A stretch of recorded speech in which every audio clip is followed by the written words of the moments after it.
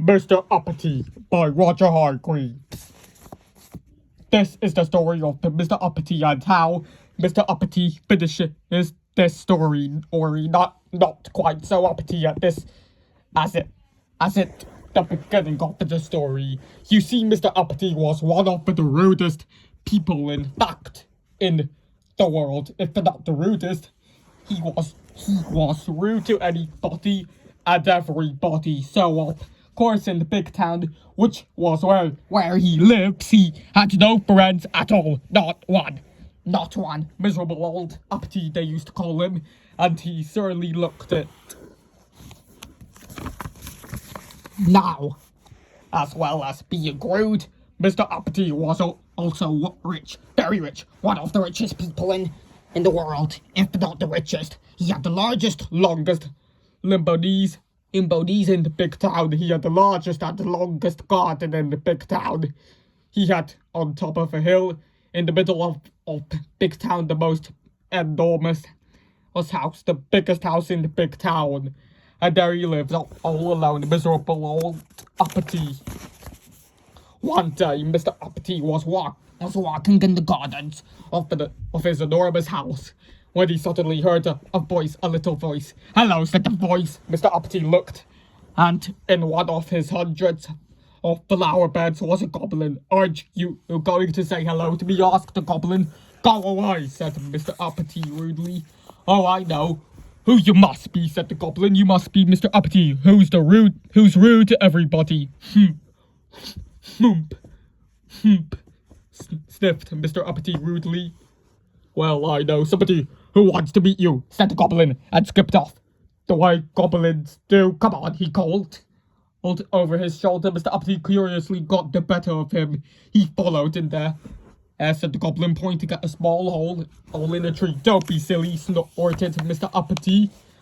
Oh, I'm not being silly," said the goblin. "Yes, you are," snapped Mr. Uppity. "I can't possibly get in there." "Aha," smiled the goblin, and then he said the magic word, known only to goblins, which sounded like wobbly goblin gook, or something like that. Suddenly, Mr. Uppity started shrinking. He shrank until he was exactly the same size as the goblin. "Turn me back to my proper size at once," spluttered Mr. Uppity in a rage. "Shan't," grunted the goblin. And so, sighing, the goblin climbed through the hole into the tree. Poor Mr. Uppity didn't know what to do, so he followed him inside the tree. There was a staircase going down and down. Do you know where it led to? It led directly to the king of the goblins. That's where I demand to be taken immediately to whoever is in charge," said Mr. Uppity rudely. "Oh, you shall," grinned the goblin. And he led Mr. Uppity through the streets of a kingdom of the goblins, until they came to a palace. "Halt! Who goes there?" cried the goblin. "Sentry at the gate." "I have forgot, Mr. Uppity," said the goblin. "Oh," said the sentry. He had smiled. Entering the goblin and Mr. Uppity passed through the gates and into a courtyard and through some more gates and along a corridor and through some large gold doors in a huge room and into a huge room. There, sitting on the gold throne, was the king of the goblins. "Your Majesty," announced the goblin, bowing low. "May I present Mr. Uppity?" "Ah," said the king. "So you're the fellow who's about to be rude to everybody. He doesn't have any friends." "Nonsense," said Mr. Uppity rudely.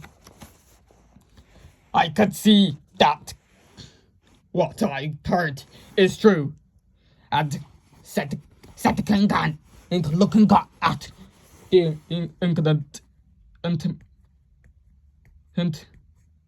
"Mr. Uppity, you're much too puffed with your own importance. Therefore," he continued, "I am going to allow you to be turned back to your proper size. But when I get back to Big Town, if you're rude to anybody at all, you will be immediately shrink into the size you are now. Do you understand? The goblin then took Mr. Uppity back into the kingdom of goblin, back through the kingdom, the kingdom of the goblins, and up the staircase there, and out of the tree at the bottom of Mr. Uppity's garden. The goblin looked at Mr. Uppity and said something which sounded like "Coogie, oogie boogie bow." Bow or something which is probably wobbly goo, said backwards. And Mr. Uppity grew back to his original size. Now, do you remember what the king said warned the goblin? Don't be so uppity in the future. Mr. Uppity marched off furiously up to his enormous house. The following day, Mr. Uppity was out through the streets of Big Town. Suddenly he came across a little boy playing with the ball. "Get out of my way," snapped Mr. Uppity really. But as soon as he said it, you know what happened, don't you? Yes, Mr. Uppity shrank and until he was no bigger than the ball the boy was playing with. "Oh dear," he gasped and thought. "I'm sorry," he said to the boy, "but what I meant to say was, please could I get past?" Immediately, Mr. Uppity grew to his normal size, and the boy moved. And Mr. Uppity went on his way. Then he met an old lady carrying a large shopping bag. She was late for a market. Excuse me," she said to Mr. Uppity, "could you tell me the time, please?" "No," said Mr. Uppity rudely, but as soon as he said it, you know what happened, don't you? Yes, Mr. Uppity shrank until he could easily have fitted into the old lady's basket. "Oh dear," he gasped, and then he thought. "I'm sorry," he said to the old lady. "What I meant to say was, it's 25 past 11. Immediately, Mr. Uppity grew back to his normal size, and the old lady thanked him, and Mr. Uppity went on his way.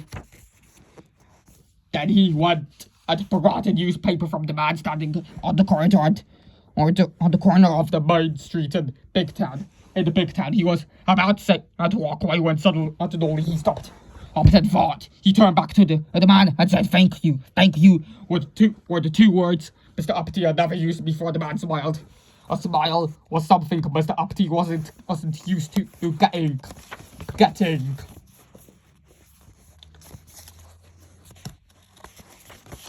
Then Mr. Uppity was stopped by a man who asked him if he could tell him the way.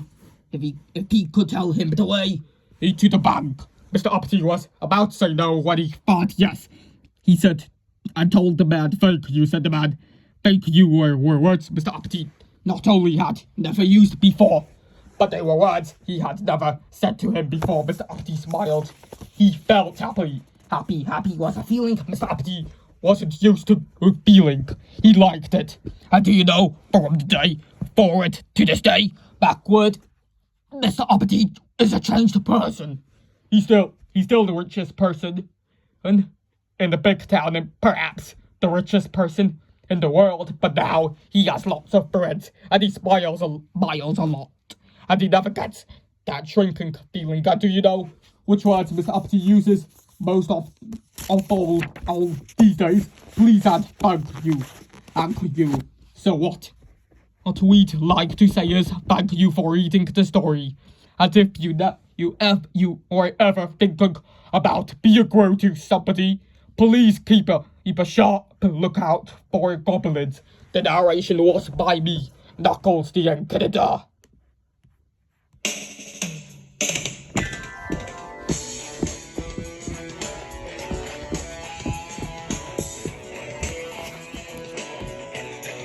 Mr. Uppity.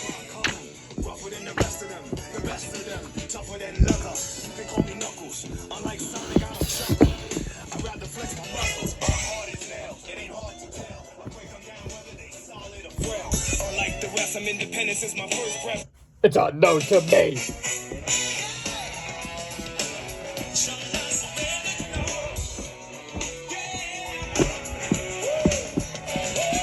Oh yeah. That is right.